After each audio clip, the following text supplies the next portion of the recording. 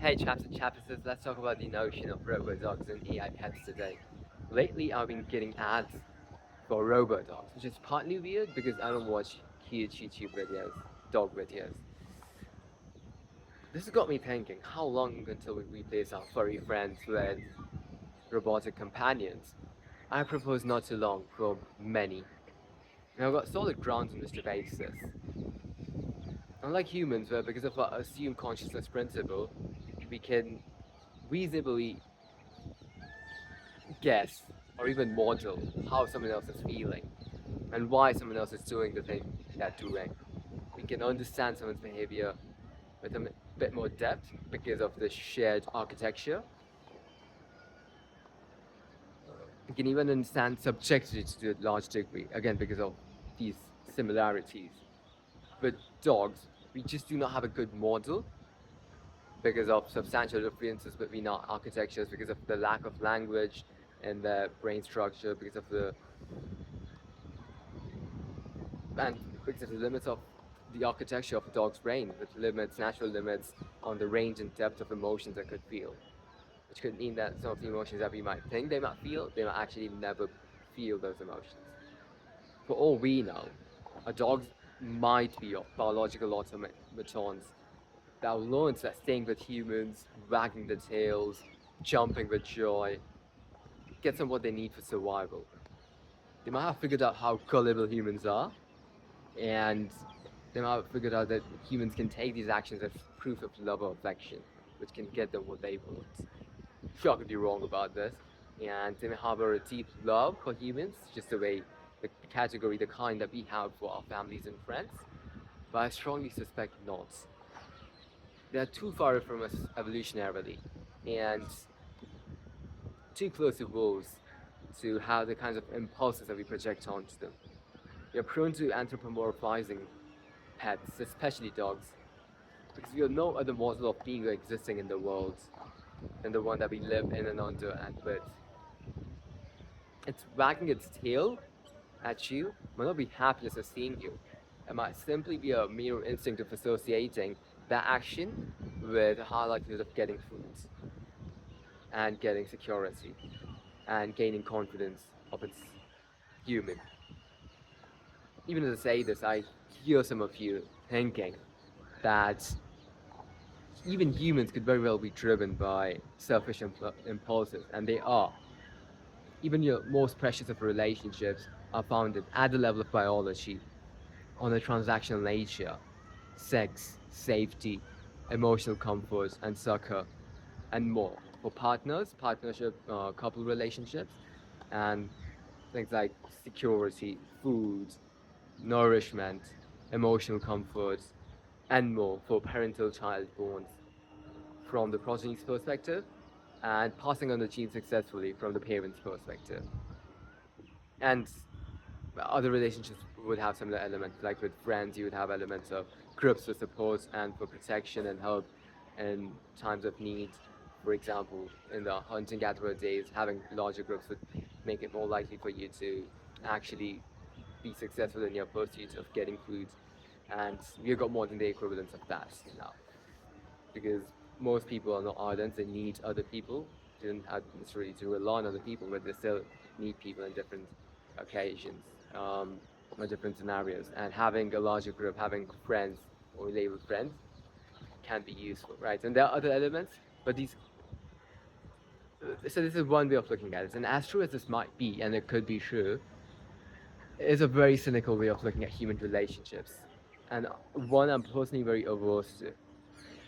For when I do have a child, I want to love her, not because of the reasons evolution programmed in me to love that progeny, to love that child, but because I see the beauty of the soul, because I recognize the deep sacred bond I share with her as a parent, because I want to see the very best for her, because to live the best she can, because I want to experience the truest and the deepest and the most blissful and the most transcendental and unselfish love that humans are capable of with the children fears their life. I want to experience that. And that is not what those are emergent impulses. But despite that, these are still impulses that are just offshoots. They still come from the base impulses of wanting to pass on my genes more successfully. So couldn't dogs be more refined versions of both impulses? Sure, you can believe that if you so desire, but it's likely not true.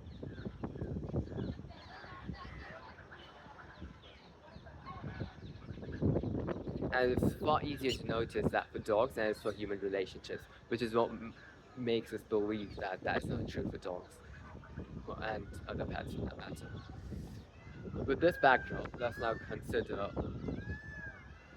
why you have a pet if you do. The biggest reason for pets having a pet is emotional companionship, the love, the attention, the affection, the support, both ways.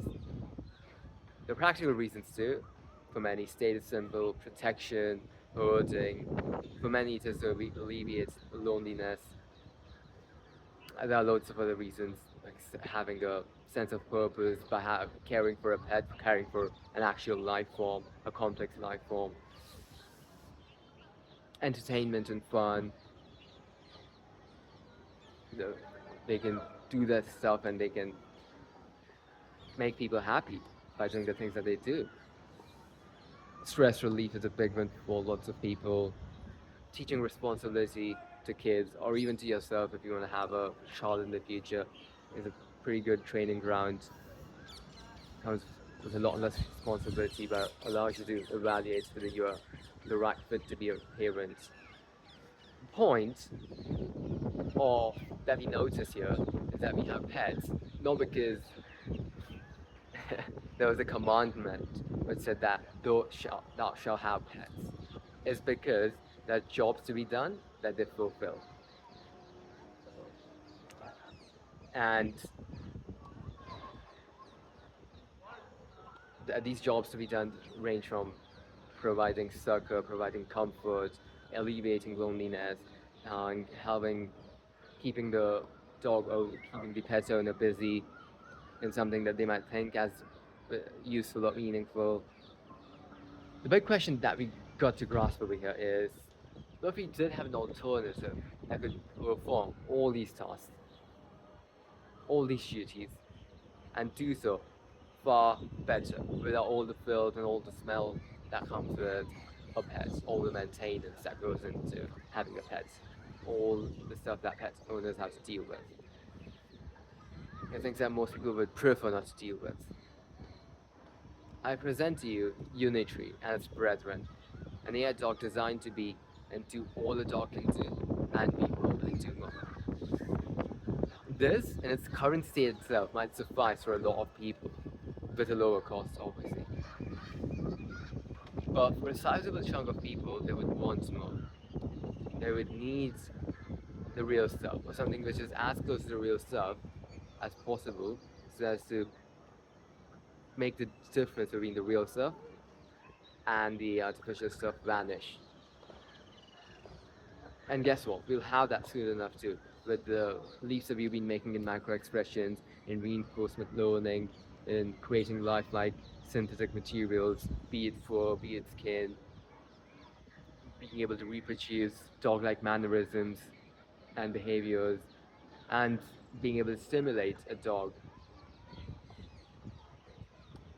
even better than an actual dog.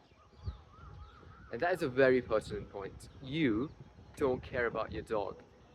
You don't care about it in the sense that you don't care about the physical thing that is your dog.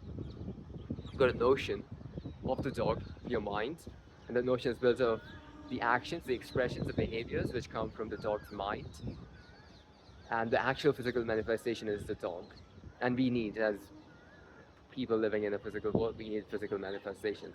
But you don't so much care about the physical manifestation. You don't care about the intestines of the dog. You don't care about its paws. You care about those things because they are associated with the mind. But the mind is the core thing that you care about.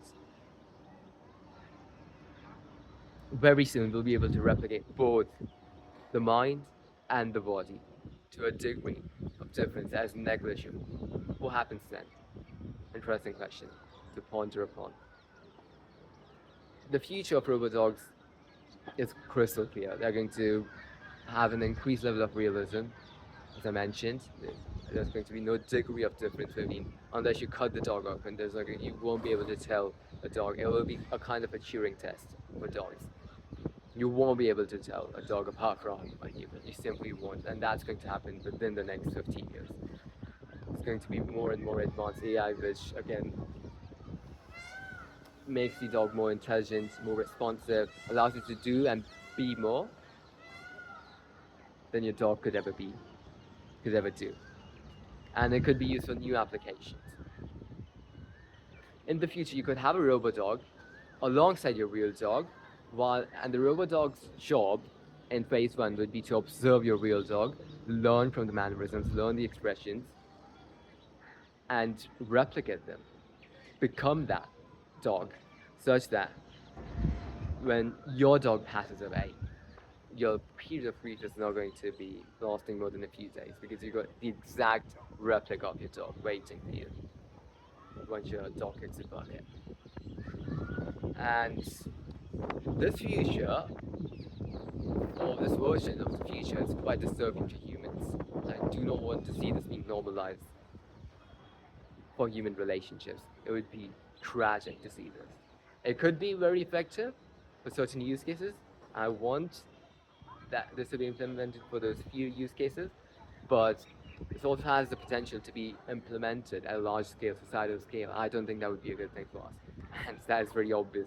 I don't need to go into the why of why having a, the human version of this, equivalent of this would be, let's say you have a best friend, and you got a robot who learns from your best friend, understands the dynamic, and then becomes a better version of your best friend, such that if inevitably your best friend passes away or something happens to your best friend, or let's say you had to move places and you had to, for all sorts of reasons, you have a best friend that's better than your best friend. That is quite sad to even imagine. I suspect this is also going to become normalized even for humans. It would take more for people to digest this. Dogs are easier to accept and to internalize the fact that you are creating a deep bond with something which is a machine. The machine will still need to have some hardware upgrades which will allow it to feel emotions if we want to create those bonds, which probably take 20 years, but it's still bound to happen. All of these things are bound to happen.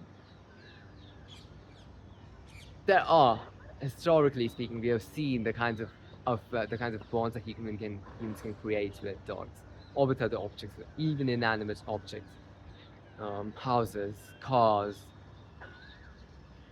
ideas, things that you would never imagine humans to create a deep bond with. So it's not a stretch to imagine humans creating a deep bond with robotic companions, uh, pet companions. We've seen Sony's Aibo being a prominent example of something like this, where it was a iconic, much loved dog that had evolving AI capabilities. Then we had Hasbro's Joy for All Companion series, which had realistic dogs and cats for elderly care. We had the Parrot therapeutic dog, which was a sea-like robot, not dog, sea-like robot. I mean dogs and robots. Sorry, dogs and seals. Yeah, seals are like sea dogs. Yeah. Then we had for therapy we had the Tombot Chenny, which was a Labrador Retriever designed for dementia patients, which could have been repurposed for all sorts of patients. We had Kubo, is it Kubo or Cubo, for therapeutic cushion with a tail for comforts and relaxation. We had educational pets. So we had these kinds of things before.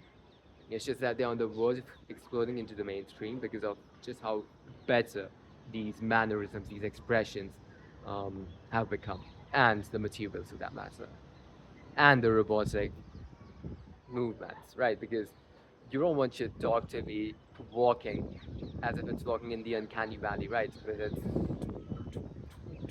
you want it to walk naturally like your dog would. You want it to have natural. You want your robot to have natural movements, right? Because we evolved to have to process these natural movements as well, natural movements. So anything which deviates from that puts us into a weird state, and we see that with AI faces. We see that with all sorts of things of that nature. some benefits. The obvious one is that take away all the, you don't have to deal with the disgusting, smelly creature that is your pet. You know how to deal with the maintenance. You know how to deal with the grisly stuff. That will many would be one of the big factors. But then there's obviously companionship, better companionship than a dog could offer. Therapy for lots of people, that's a big one, right? Therapeutic dogs are becoming quite common as the amount of mental illnesses has exploded in the world, and they're only going to become more common, more prominent on the scene.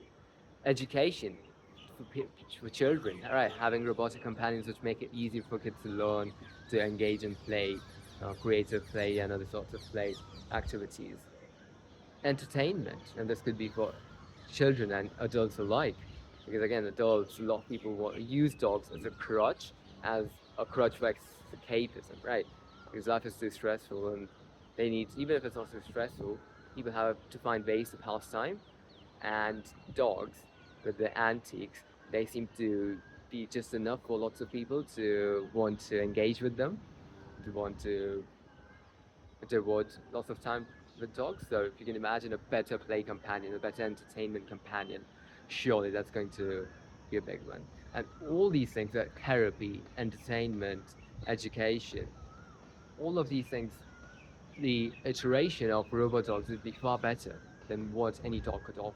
Because dogs are limited biologically. You cannot teach a dog new tricks, simple as that. Forget an old dog, there are certain tricks. Well, there are billions of things that they won't be able to do ever, which robotic companions would be able to. So to not use these companions because of your Ludditism, I don't think that's a word, but let's just coin a word right now. Because of Ludditism, yeah, that I don't see that as an option. That's going to,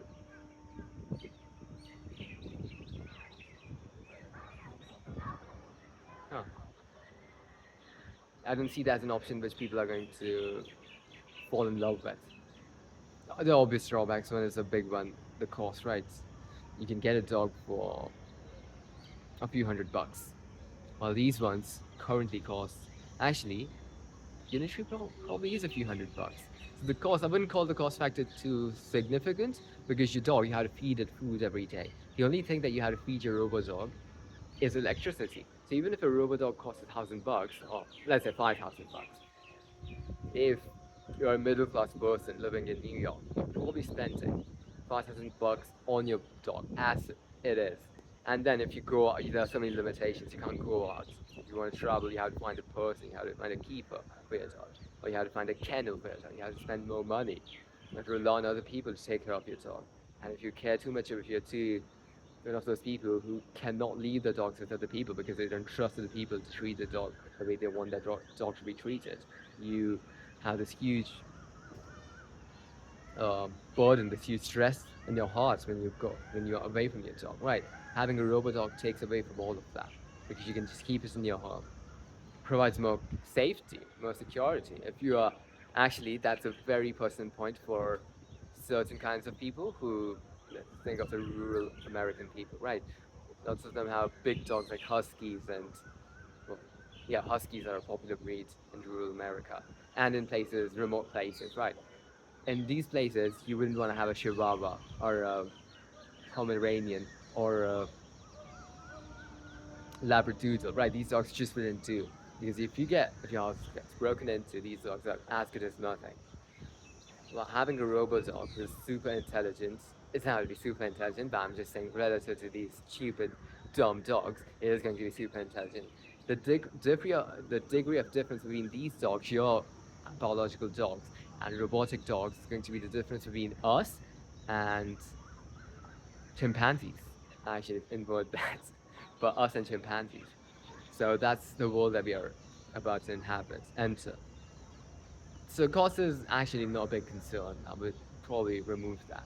And it's only going to get cheap, unlike real dogs, who probably might get more expensive, right? If the world's population keeps on increasing, there is to grow the same amount of food, it costs more, actually, because land costs more, um, and again, because we utilize so many more resources than we have, eventually we are going to hit the point where all the resources we take for granted increase in cost substantially. Right? But I don't want to get into the details, but the point is that these costs could increase. Well, it's electricity. You could have your own electricity, and these are not going to require a lot of electricity. You could have a couple of solar panels if you're living in Texas or California, and that should be enough to power your robot dog forever and ever.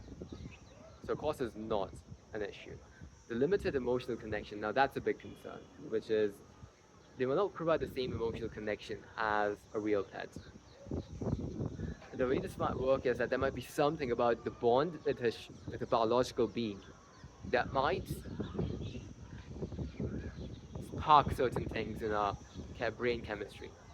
That might create these kind of states which might become impossible with something which is synthetic. This is just a theory, it might not actually come true, it might not be true. Another big one is potential for over reliance and social isolation, right? Your robotic dog is so good, so bloody good, and this goes back to having a robotic companion, not a robotic pet, a robotic companion is darn good. That was a huge risk to your social life and your flourishing as a member of society because that thing does everything for you. Well, that companion does everything for you, so if you like no other thing could, like, and you are going to many people are bound to become reliant upon this, over reliant upon this. There could be a version of this which could happen with dogs, a much milder version, but a version of this nonetheless, which again cannot by any stretch of the imagination be considered to be a good outcome, especially if it leads to social isolation. Because over reliance, I do suspect that most people are going to rely a lot more on AIs and robots than is optimal. That's just how the dice is going to roll because of human nature, right? We want comfort, we want to decrease the amount of work we do to the barest of minimum, and we have an option. Most people would choose the option. The people who choose to run a marathon, the people who choose to climb Mount Everest, when there's a have to, they're a minority of the population. Then there are the big ethical concerns, right? What happens when you replace real pets with these? What happens? There are many different dimensions of these ethical concerns. But what happens to the pets themselves, right? Because they become such a huge part of our culture, of the love affair that we've got going with our pets is quite old and it's just exploded now, especially in the last century, especially in the last 20, 30, 50 years. Almost a third of American families have a dog. Almost a third of British families, British households rather, have a dog or a pet. What happens when these superior pets take over? Questions to consider for us as a society. Again, the whole point of this is not for me to answer these questions, it's for me to prompt these questions and these ideas in your mind so that you could have these discussions with people in your life and arrive at the answer which best suits you and fits you when you have to make a decision about whether you want to get a dog, and if you want to get a dog, would it be a real dog or would it be a synthetic dog? Now, these pieces might have made me come across as someone who is not a big fan of dogs, or as if I'm pushing a pro Robo-dog agenda, a pro Robo-dog future, a Robo-pet future. Both would be false assumptions. The former because I used to have a ton of dogs back in the day. When I say ton, I mean a ton. Collectively, they might actually have weighed a ton. Actually, probably not a ton. Well, well, they would have been close to. Let's say that. Yeah, I used to be a big dog person, and but I've outgrown the desire to have dogs now. But I can very much relate to the desire and the impulse of having a dog or a robotic, or rather a pet companion in your life on a deep level. I can relate to that deeply. I don't have that anymore, but because I've experienced that, I've sat in that state, I can have more than a glimpse of, more than a fair idea of what that is and what that means and why do people want to have dogs so badly. I'm in this phase now. I simply cannot understand how I could have wanted to have dogs in the past, but I did. It's funny how people change. It's funny how you yourself change and evolve over time. But that's it. used to love dogs. If I saw a dog in the street, I would just go and want to pet it. I would want to hug it. Uh, yeah, now I could care less about dogs. And so the second piece is not a pro piece. I'm not clamoring for a future of robo pets. It's a more of a prediction and modeling and understanding the landscape exercise or toy experiment. No more, no less. It is not a piece about the ethics of robo pets, right? I mean, I could have taken an ethical stance and I could have said that, robot pets should be the future because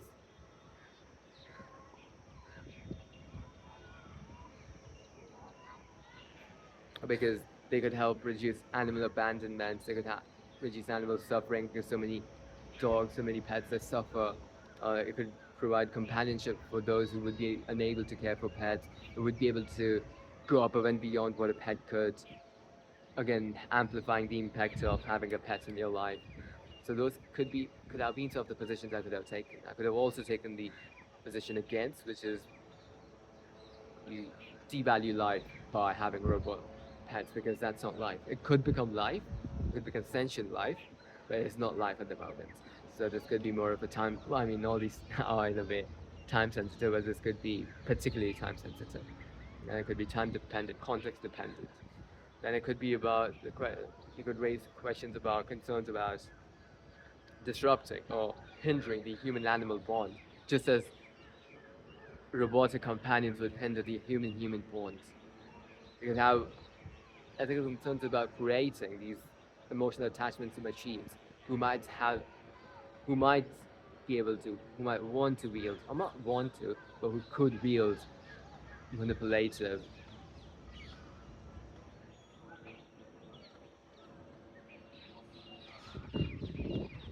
toolkits against you to make you go in directions that might not be optimal for you, but that might be good for the company, right? For the companies that own all these things. So this is we are talking about a mega corporation that owns all of these AI companions and that wants to push you in a certain direction, push you in a certain uh, on a certain path that might allow them to maximize their profits, right? So think of a Facebook where they make you go in certain directions and make you take certain actions because in the future, if you do go down those paths in the future, they could get more money out of you.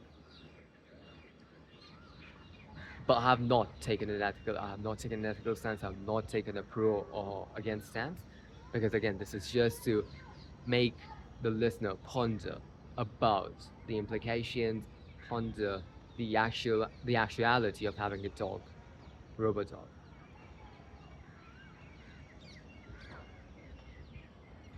I don't say how it should be. I say as things are and as things are going, and as I want to prompt people to ask themselves a question and ask the people in their lives the questions that they need to start asking if they want to live effectively and intentionally in a world of rapid and radical transformation. At the end of the day, robot dogs, AI pets are going to be a boon for many. While for many, they'll kind of want to continue to use real pets. And that's exactly what we want this AI revolution to be about.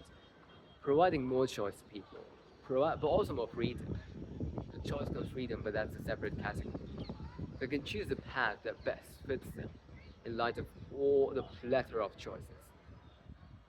Robopets are just one or more objects in this inevitable trend line of offering more optionality, but they are sure going to add loads of happiness to the life of many.